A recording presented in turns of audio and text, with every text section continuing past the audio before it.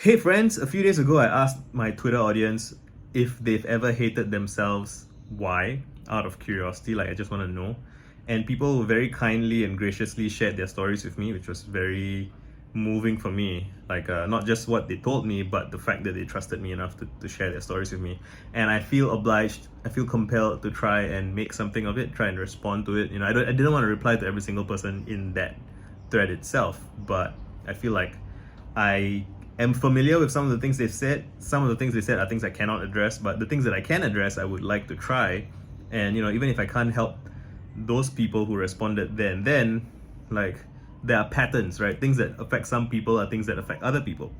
Now, one of the things that people repeatedly brought up was that they hated themselves because they felt they weren't living up to their potential. And this is something that I relate to. I remember feeling very strongly this way when I was a student, when I was a child, when I was a teenager. I felt like I'm supposed to be smart. I'm supposed to do well in school. I'm supposed to get good grades. I'm supposed to get a high-paying job. I'm supposed to make my family proud, make my community proud. All of those things. And I was failing at that, and I felt miserable, and I hated myself for it. I did. I won't claim to have completely vanquished this particular monster. I still do think about who I could be and who I can become, and how I'm falling short of that. But I no longer kind of hate myself about it. It doesn't trouble me. It doesn't make me anxious. And so yeah, can I help people with that? Let me try. I would say there's two parts to it. One part is understanding the way in which the frame of living up to your potential is itself kind of dangerous. It's like, and anything powerful is dangerous, right? Like fire helps you cook. You can burn yourself. You can burn your house down. And I think this is true also for some ideas. And the idea of living up to your potential is something that, used properly, it could inspire you, it could challenge you, it could make you excited. But that's not how a lot of people experience it. A lot of people seem to experience it as oppressive and painful and scary. There's this great bit in a video game. I can't remember is it called The Outer Worlds or it's a video game where you kind of like set in space and stuff. Anyway, it's a character called Vicar Max, and so every character has like a personal quest, and Vicar Max's quest involves him like having a kind of psychedelic experience, and he encounters a vision, a hallucination of the perfect version of himself. And the perfect version of himself says to him, "Why do you beat yourself up for not being me? I don't exist, and yet all your life you've judged yourself harshly against me. Like why do you hate yourself in comparison to me who does not exist?"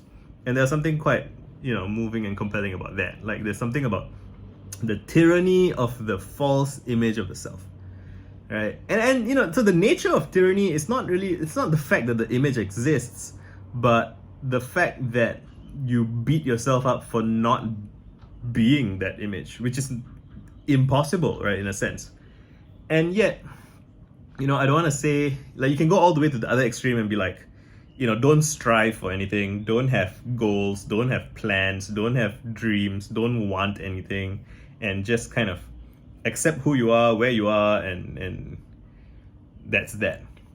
And again, even then, there's some people who will say that that's their frame, and it's healthy for them and it's good for them and they're happy. And I think you can experiment with that. You can spend like a month, a year even, like for a year I'm just not gonna care about my potential. I'm gonna break up with my potential, take a break from my potential, disregard what I could be, and just focus on what I am. I think that is worth doing, at least for a while, just so you experience what it feels like. Because when you experience the extremes, then you can find a middle path in between that's good for you, right? And you never really know when people say, oh, I accept myself, or oh, I strive towards my potential.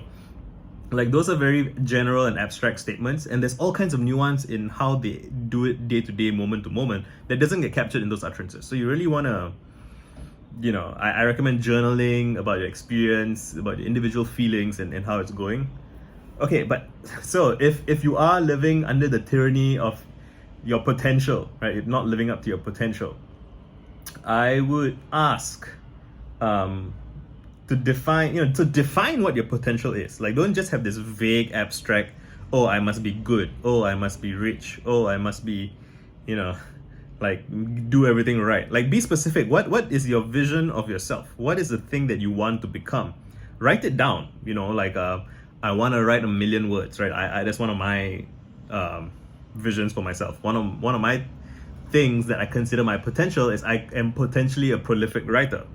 And the thing is, I can live my entire life and die feeling like I fell short of that. And that can be something that is misery inducing. Or, I can kind of, okay, I want to be a prolific writer. I would like to write 1,000,000 words.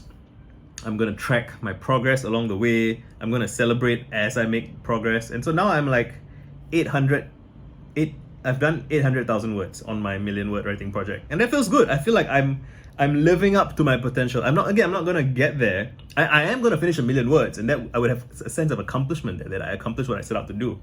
But, will I ever be as great as, who's a prolific writer? Asimov, right? Asimov wrote, I think, several million words, like 8 million words or more published. And who knows how much he wrote that he didn't publish. But, I would like to write as much as possible, but I don't want to be miserable while I do it. And a lot of that is about my relationship with myself as I am making progress. And I do think, I think in the mainstream therapeutic sort of discourse, like how people talk about therapy and stuff, there's a lot of, oh, just accept yourself, just be fine, just stop beating yourself up. Like, yeah, all of those things, true. But I do think there's also this element of, and apparently, especially for men, I think, there's this sense that if you feel powerless, accepting that you're powerless can help a little bit, but you can also increase your power. You can become stronger, and you don't have to beat yourself up while you're becoming stronger, right? So you can kind of have a best of both worlds thing there. And I don't feel it's necessary to settle for a sense of powerlessness, because I think, you feel powerless, you feel helpless, you feel shitty. It's not good. If you can, but that doesn't mean that you should buy into this worldview where might makes right, and like you should respect and admire only people who are powerful and disdain and mock people who are less powerful, right? Because that's reinforcing a very ugly worldview. And so the thing that I'm trying to do, and I do talk about this in my masculinity video, and it's kind of, I have multiple videos, multiple talking points where I try to synthesize this, which is, I wanna, and I encourage people to,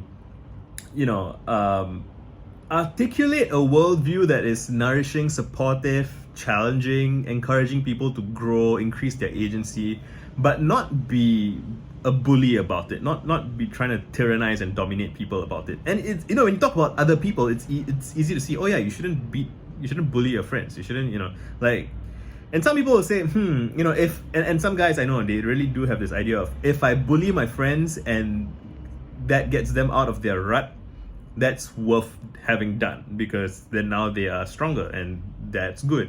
I think that's part of like the villain backstory of Magneto in X-Men First Class. It's like he basically had like a tyrannical mentor who tortured him into becoming powerful, and he said something like, thank you for making me powerful, I'm gonna kill you now, right? And yeah, there is that dynamic. I've seen that dynamic play out in Asian parents, like children of immigrants. Like, Vanessa Mae, the violinist, like her mom was a tiger mom who really basically tortured her into being great. And she did become great. And they are now still, I believe, estranged. They don't talk to each other. Is that what you want, for your kids? That they become great but they hate you? Like, is that a life that you want?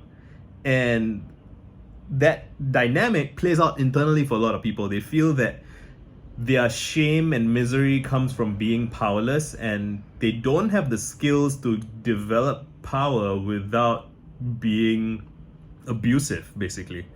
And they decide that they're gonna make that trade-off. I'm gonna abuse myself until I become powerful, and if I'm miserable in the process, that's a trade-off I'm willing to make.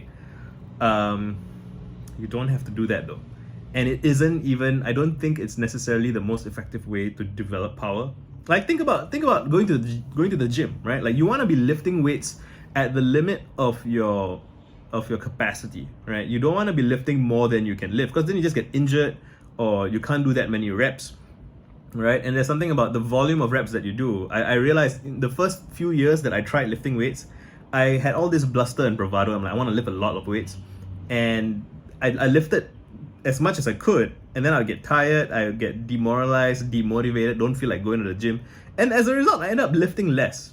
Whereas and what I've been doing fairly recently, I'm taking a break now while I work on my book, but what I'm going to get back to is if you lift less weight, but you lift more reps of it, you feel stronger, there's incremental growth, right? And I think there is this hubris that people feel that they should be able to do something grand, and they don't want to admit to themselves that baby steps, smaller increments is what they should start with, because that feels trivial, frivolous, insulting.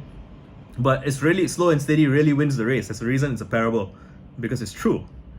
And I don't want my videos to go on much longer than 10 minutes. So if you have any questions about living up to your potential and any thoughts, what your experience was like, leave a comment, I'll respond. And done for now. Cheers.